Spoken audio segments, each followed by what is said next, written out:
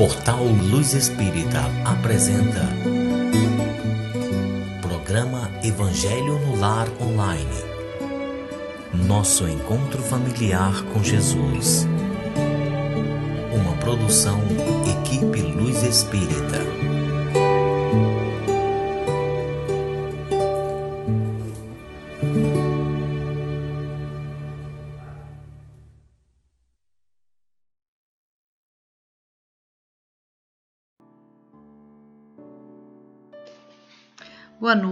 Boa noite a todos vocês.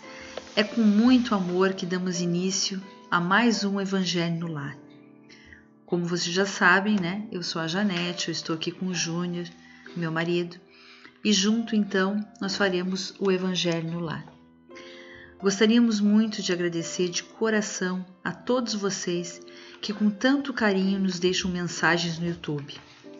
Vocês não fazem ideia do tamanho da gratidão que sentimos. E eu fico imaginando, se nós, que não fizemos nada, sentimos, imagina então como que os espíritos superiores que estão presentes com a gente nesse momento e que entram nos nossos lares, nos lares de vocês, que sabem do seu sofrimento, dos seus desesperos ou das suas boas vontades, vontade essa de mudança, de envolvimento, de compromisso com o bem maior. Então, que bom que estamos juntos e que vibramos juntos nesse momento. Bom, gente, para quem nos escuta pela primeira vez, o Evangelho no Lar é feito uma vez na semana, sempre no mesmo horário, em família ou individualmente. O importante é entrarmos em sintonia com Deus. Tenho junto dos computadores ou dos celulares, conforme vocês estiverem nos escutando, uma garrafa com água para que ela possa ser fluída pelos bons espíritos. Vamos então à nossa oração. Senhor, pedimos a Tua presença e a presença dos bons espíritos, que nossas casas se encham de amor e harmonia e que possamos entrar em sintonia vibratória, uma sintonia de paz, de amor, de encontro com Jesus. E que tudo aquilo que for lido hoje seja entendido por todos e que possamos seguir durante nossos dias nessa caminhada firme e com uma postura e conduta de vibrações positivas. Em nome de Deus, vamos dar início ao Evangelho do Lar. Que assim seja. Vamos então à nossa leitura, gente. O que eu leio é o Evangelho segundo o Espiritismo de Allan Kardec, por Cláudio Damascena Ferreira Júnior. É um livro de nova edição, ela é moderna e fácil leitura. A gente está lendo então o capítulo 26, vamos dar início a 26 hoje, com o item 1 e 2. Dar de graça o que de graça se recebe. O dom de curar. Item 1. Cure os enfermos, ressuscitem os mortos, limpe os leprosos, expulse os demônios, deem de graça o que de graça receberam. Item 2. Deem de graça o que de graça receberam, disse Jesus a seus discípulos. Por esse ensinamento, ele recomenda não cobrar por aquilo que não se pagou. O que os discípulos tinham recebido gratuitamente era a mediunidade, ou seja, a faculdade de curar os doentes e de expulsar os maus espíritos. Essa faculdade eles receberam gratuitamente de Deus para aliviar os que sofriam e para ajudar na propagação da fé. Jesus pediu para que eles não fizessem da mediunidade um meio de comércio, nem de especulação, e muito menos um meio de ganhar dinheiro. Boa noite a todos. Quando a gente fala em dom da cura, e nós vamos entrar nesse capítulo devagarinho, porque ele é bem importante, vai falar do dom da cura, vai falar das preces pagas, né? Vai falar dos mercadores expulsos do templo. e da mediunidade gratuita. É um capítulo bem interessante para o nosso Evangelho no Lar, né? Sempre lembrando que o Evangelho no Lar tem o intuito de harmonizar a nossa casa. Vocês podem fazer isso sozinhos, com a família, com quem estiver mais próximo, com um amigo, uma vez na semana, que nem a Janete sempre frisa, né? Uma vez é o compromisso de vocês. Olha, todos os dias, todas as semanas, naquele dia, naquela hora, é o que eu vou fazer. Ele não precisa ser muito longo, mas ele não tem um tempo limitado.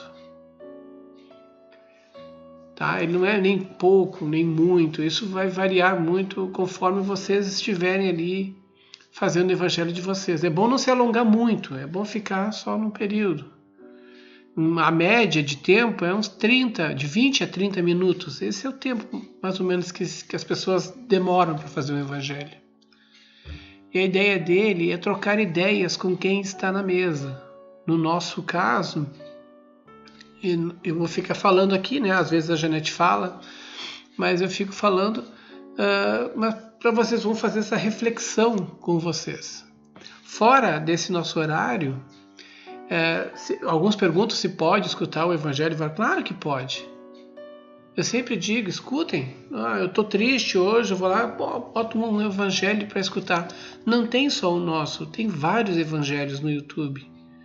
Tem várias palestras maravilhosas, edificantes, né, da Anete Guimarães, do Haroldo Dutra, que são pessoas que quando a gente escuta assim, a gente fala, se sente bem, sabe? Se sente como se tivesse aprendido algo a mais, algo que é importante. E sem falar que o nosso portal, né, o www.luzespirita.org.br, ele fornece bastante material de estudo. Tem as videoaulas que vocês podem acessar. Mas por que eu estou falando isso na hora que eu deveria estar falando do dom da cura? Porque tem a ver com o assunto. E era justamente para instigar isso em vocês, né? Eu sei que alguns devem ter pensado, o Júnior está falando de outras coisas agora, no horário que era para comentar. Eu estou fazendo isso de propósito, para mostrar para os senhores que existe um triângulo quando se fala em cura. Existe uma pessoa, um indivíduo que terá o dom da cura, mas existe também a doença e existe o indivíduo que é o portador da doença. Então nós temos um triângulo nisso.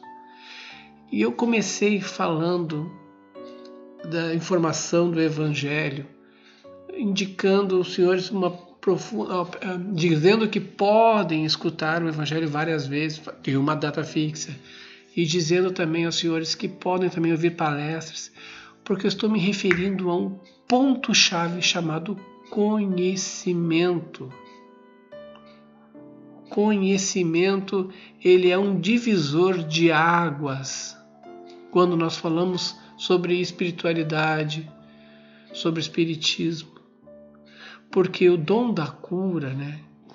Quem é o portador do dom da cura?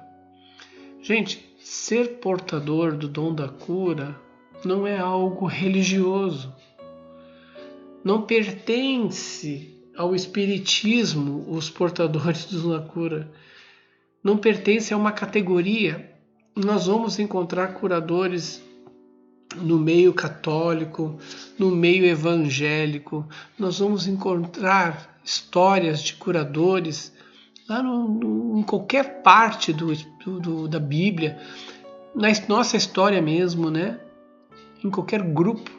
No meio indígena, nós tínhamos lá pessoas, né, digamos, não tão atualizadas, né, que tinham o pajé, que recorriam, né, quando ficavam doentes, recorriam ao pajé, que era orientado por espíritos a usar tais e tais plantas medicinais, a fazer orações, que vinham trazer a cura a uma doença que poderia, no caso deles, dizimar pela falta de medicamentos, né? poderiam dizimar com a tribo inteira. Então a espiritualidade orientava lá e tinha o papel do pajé. Ainda existe isso nos dias de hoje. Teve depois as benzedeiras, né? Quem já não passou por uma benzedeira quando estava com algum problema e recebia aquela benzedura lá e ficava curado de alguma doença, de alguma ferida, algum problema que pudesse existir. Então isso não pertence a uma categoria religiosa. Isso é um indivíduo em si que tem esse dom. No Espiritismo nós falamos muito, e não vou me aprofundar tanto nisso, mas nós poderíamos dizer que isso é um indivíduo com excesso de ectoplasma que pode ajudar as pessoas, com ou sem o seu conhecimento. Algumas pessoas fazem isso e nem sabem que são curadoras. Nós sentimos isso quando a gente vai lá com um amigo e a gente acaba se sentindo bem perto daquela pessoa. É um poço de alegria, né? Um manancial de felicidade, está sempre de bem, tá tudo e todo mundo se sente bem. Ela é uma curadora, sim, ela tem um poder que ela nem sabe de tranquilizar a alma. Então, quem é os curadores? Nós vamos ver alguns nomes famosos, né, na nossa história, tanto na parte espírita, Basanufo, tanto até aquele que... esqueci agora o nome. Que até que ele proporcionou, foi até o Chico, já está na minha mente aqui. O João de Deus também, que estamos aí, hoje em dia é o nome presente. Ah, que droga, minha memória também às vezes falha, né? Mas nós temos vários nomes no meio espírita de curadores que eram famosos, eram procurados por artistas até, né? A gente fala em artistas porque quando um artista diz que foi em tal lugar, recebeu a cura, todo mundo vai naquele lugar para ser tratado. E então, mas às vezes na boca pequena, né, que nem se diz aí, a gente acaba sabendo de alguns lugares que tem isso. O nosso assunto, dom da cura, né, está dentro de um capítulo que é dai de graça o que de graça lhe é dado. Nós vamos falar disso depois, né? Que também tem a parte da cobrança, que isso é totalmente contra. Mas agora, então, a gente está referindo-se a pessoas que têm essa vocação, né? Mas por que elas têm isso? Porque elas foram preparadas para isso. Elas foram preparadas para esse ato de vida, para trabalhar em benefício de outras pessoas, né? Quando nós encarnamos, nós, por uma lei natural, trabalhamos para o nosso progresso, não material. O material fica aqui, mas trabalhamos para o nosso progresso espiritual em primeiro lugar, né?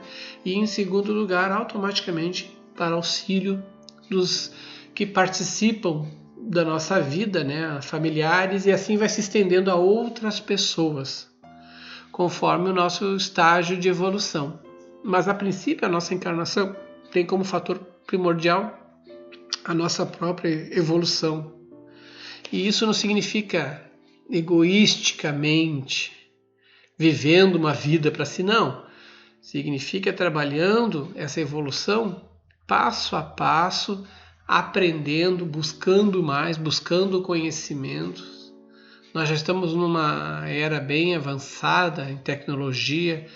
Nós temos que estar de acordo com isso, né? Vivendo a vida com razão e não retrocedendo, se mantendo aprisionado a certos conceitos. Não, a gente tem que ver que existem outras coisas que nos abrem a mente e estudá-las, para não simplesmente aceitar elas porque foi nos dito isso, porque está dito que é para fazer isso. Bem pelo contrário, né? Se nós fizéssemos aquilo que nos dizem para fazer sem questionar, sem estudar se isso é para mim a condição básica nesse momento ou não, seria como se nós estivéssemos sendo aprisionados mentalmente ou aprisionando alguém mentalmente. Aprisionado seria o fanatismo e aprisionando uma propensão orgulhosa a querer que os outros sigam aquilo que a gente quer.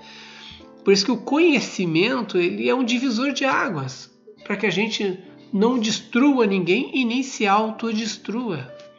Com o conhecimento, a gente pode questionar, a gente pode parar, frear algo dentro de nós que possa nos destruir moralmente. Eu falo isso porque cada pessoa é individual, cada pessoa tem a sua história, tem que trabalhar isso, mas com raciocínio. Como? Estudando, gente. Lá no início do nosso trabalho aqui, eu dei uma explicação, novamente uma explicação do Evangelho, né? Novamente eu falei de uma questão, se pode sim escutar palestras, pode botar bastante assuntos na sua mente, pode e deve, porque isso vai harmonizando, principalmente quando a gente está em desequilíbrio, tanto emocional, físico. Isso ajuda a gente a se reerguer, a gente a se valorizar. O intuito é até de instigar em vocês um questionamento, né? O que está acontecendo? Porque isso faz parte da vida. Parte da vida nossa encarnada. Então, como se deve trabalhar isso? É por conhecimento. Buscar mais conhecimento. Ler mais. Abrir mais a mente. Escutar mais. Mas não se deixar também conduzir, né? Não pôr o poder da nossa vida na mão dos outros. Tá? Quem é os curadores de almas? Né? Quem são isso? Não são palestrantes espíritas. Não são os ministros de igreja. Não, são pessoas. Pode ser qualquer uma das pessoas. Quando Jesus curava alguém, ele dizia: a tua fé te curou. Tá? O Haroldo de Dutra, ele fala muito disso, né? Da questão da fé das pessoas. Oi, mano? Haroldo Dutra, perdão. Da fé das pessoas.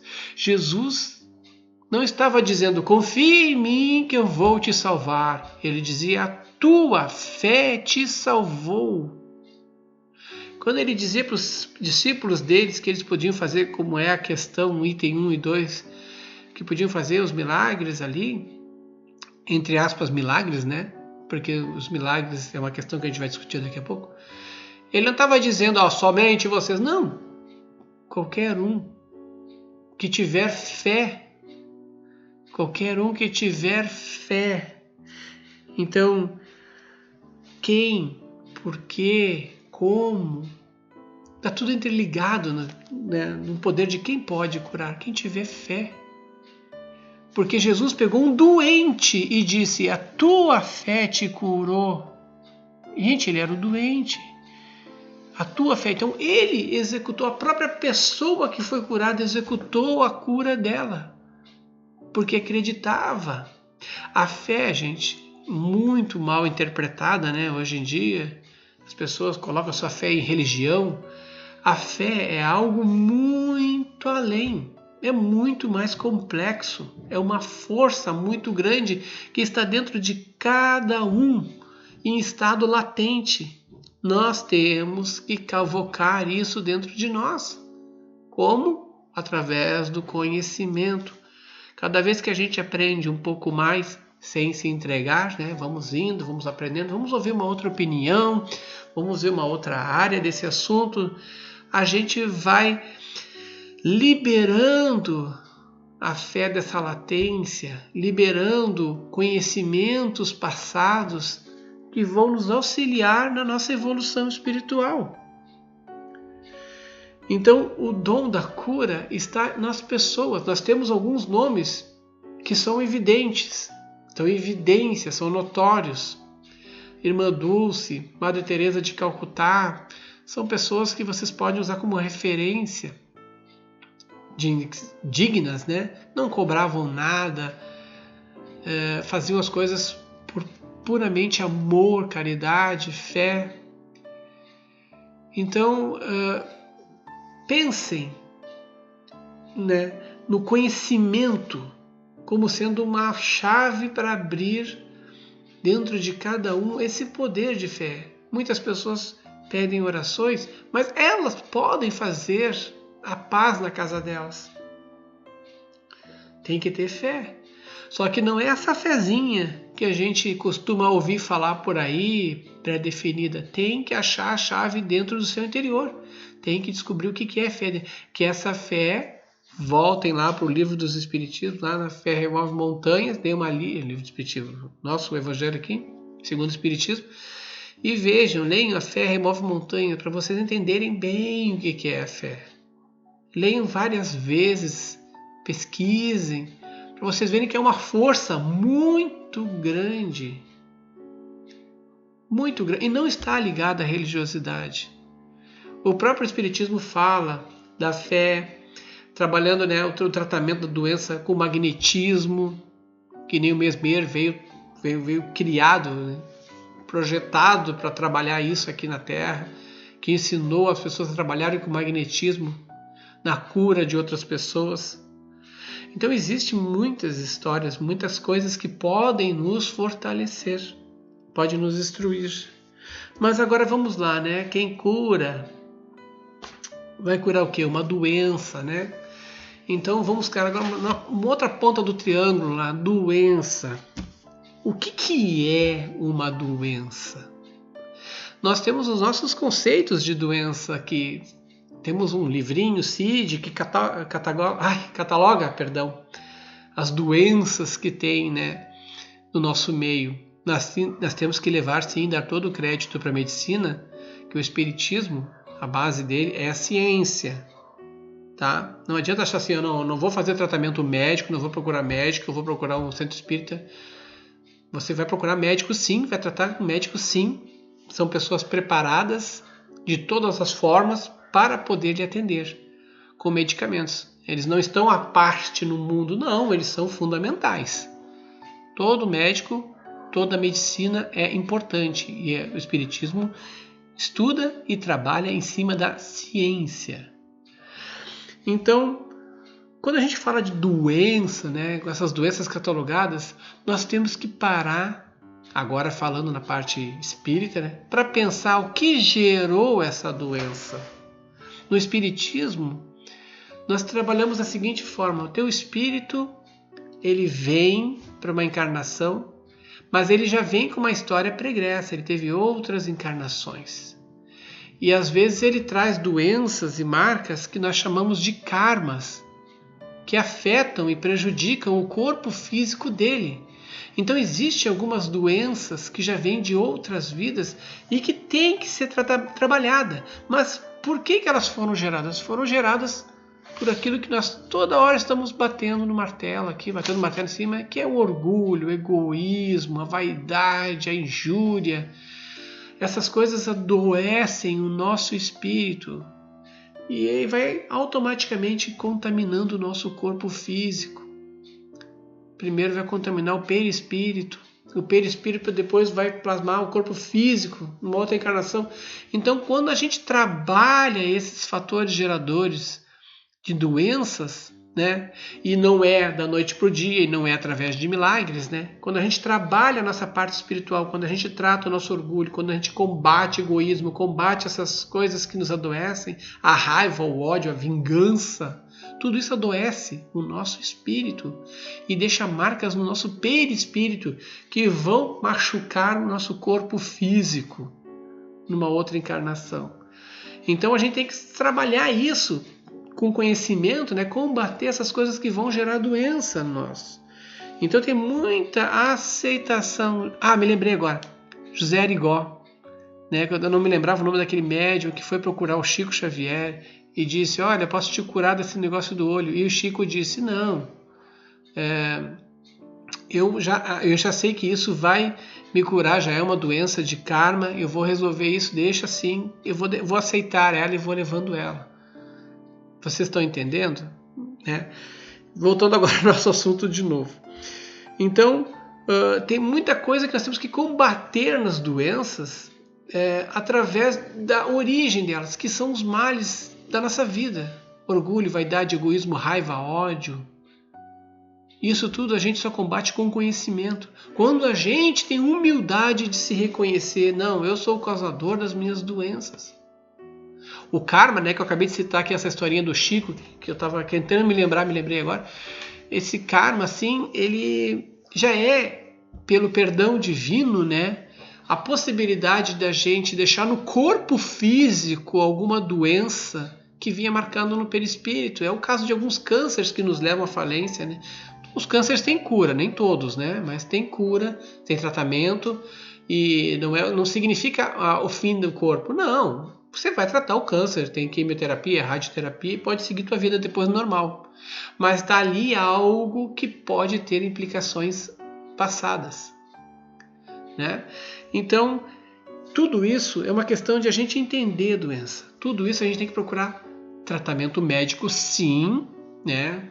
Consulta, receita, tomar o medicamento certinho, mas também trabalhar a parte espiritual. Aí sim nós vamos recorrer ao tratamento da religiosidade para ver como é que eu posso mudar o meu estado de ser humano. Se você é católico, procura lá a sua ligação com Deus. Se você é evangélico, procura o seu entendimento com a sua harmonia interior. Se você é espírita, procura também todo o conhecimento à base de como mudar, aceitar a responsabilidade dos seus atos errôneos e mudar essa questão, né?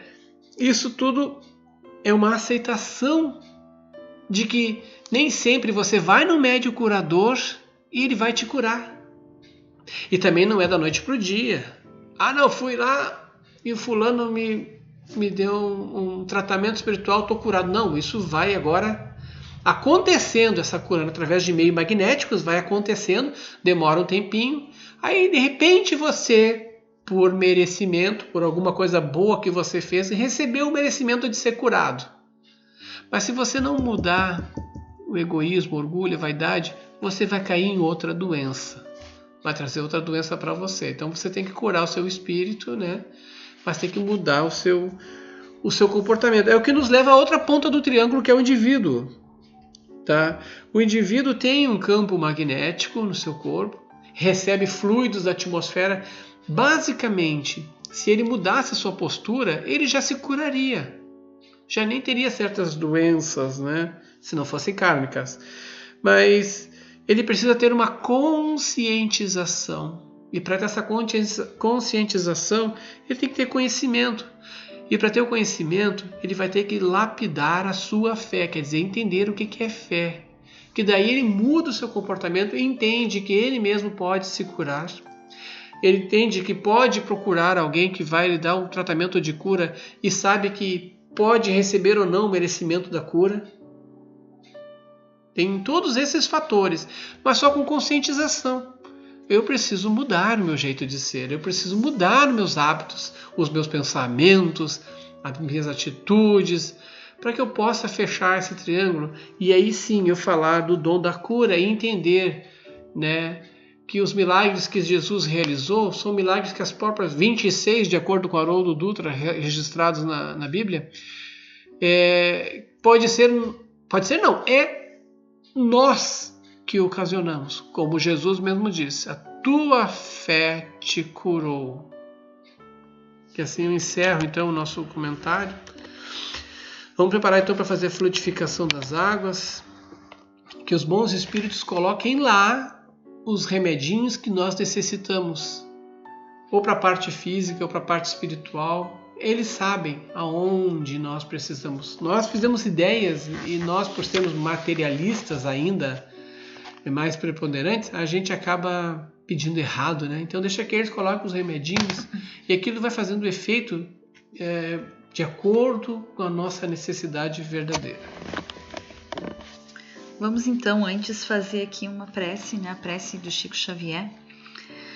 Senhor Jesus, pedimos que a tua luz afaste do nosso caminho as trevas que se projetam de nós mesmos. Que a tua inspiração nos guie nas decisões que devemos tomar para o dia de hoje. Que nós não sejamos instrumento do mal para ninguém. Que a tua bondade nos ensine a ser melhor e que o teu perdão nos incline à misericórdia para com os nossos semelhantes. Chico Xavier. Pedimos agora que os bons espíritos entrem em nossos lares, que as nossas casas sejam limpas, purificadas. Se houver entre nós espíritos inferiores, que eles sejam auxiliados e levados para os seus lugares de merecimento. Que as nossas casas se encham de amor e de harmonia. Pedimos auxílio para o plano espiritual, para a corrente amiga do Dr. Bezerra de Menezes, para a fluidificação das águas. Que nelas eles depositem todo o amor e as curas para os nossos males. Nós acreditamos no poder do amor, nós confiamos no Teu poder e na Tua providência, Senhor. Nós te rogamos, Pai, de infinita bondade e justiça, o auxílio de Jesus, através de Bezerra de Menezes e suas legiões de companheiros. Que eles nos assistam, Senhor, consolando os aflitos, curando aqueles que se tornem merecedores, confortando aqueles que tiverem suas provas e expiações a passar, esclarecendo os que desejam conhecer a verdade e assistindo todos quanto apelam ao Teu infinito amor. Jesus, estende Tuas mãos dadivosas em socorro daqueles que Te reconhecem, o dispenseiro fiel e prudente de Teus santos espíritos, a fim de que a fé se eleve, a esperança aumente, a bondade se expanda e o amor triunfe sobre todas as coisas. Bezerra de Menezes, apóstolo do bem e da paz, amigo dos humildes e dos enfermos, movimenta Tuas falanges amigas em benefício daqueles que sofrem, sejam males físicos ou espirituais. Santos Espíritos dignos, obreiros do Senhor, derramai as graças e as curas sobre a humanidade sofredora, a fim de que as criaturas se tornem amigas da paz, do conhecimento, da harmonia e do perdão, semeando pelo mundo os divinos exemplos de Jesus Cristo. Que assim seja. Que assim seja e que a paz de Deus esteja nos lares dos senhores e principalmente que os senhores trabalhem mais a parte do conhecimento, a busca de conhecimento, a busca de harmonia. Comecem pelos mais próximos, né? Comece primeiro mudando o seu comportamento, o seu pensamento, depois tratando bem aqueles que estão ao seu redor, dando exemplos de bondade, de amor e de carinho. E reflitam, por favor, mais sobre a fé, que ela é fundamental em nossas vidas. Tenham todos uma excelente semana e até o nosso próximo encontro na quinta-feira que vem.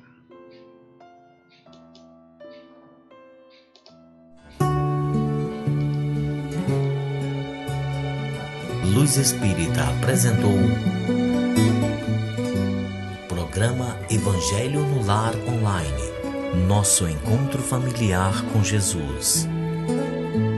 Uma produção Equipe Luz Espírita. www.luzespirita.org.br